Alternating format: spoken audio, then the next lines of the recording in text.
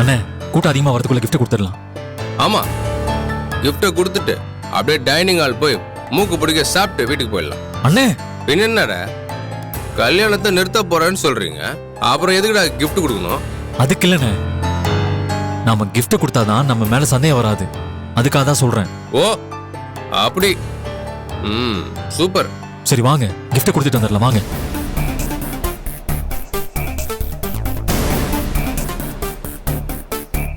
என்ன மதி, டாக்டர் வந்திருக்காரு, அவர்கிட்ட மட்டும் சந்தோஷமா பேசுவியே.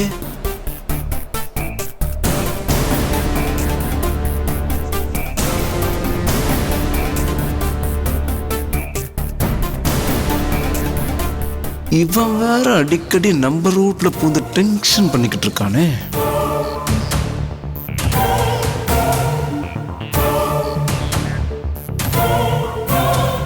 வாழ்த்துக்கள்.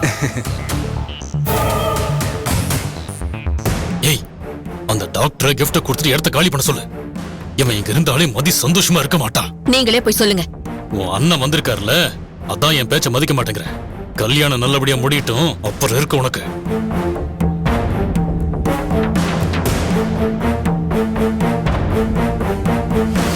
உன் நிலைமையை நினைச்சா எனக்கு கவலையா இருக்கும் போது எப்படியாவது உன் கல்யாணத்தை நடத்த நான் முயற்சி செய்யறேன். என்ன நினைச்சு நீ கவலைப்படாத ஆதி. என்னோட தலையெழுத்து அவ்வளவுதானே நினைச்சு நீ இதை விட்டுரு.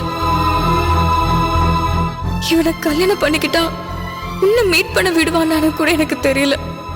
உன்னையும் மகிழ்னையும் சேர்த்து வச்சுட்டுதான் நான் கல்யாணமே பண்ணிக்கணும்னு நினைச்சேன்.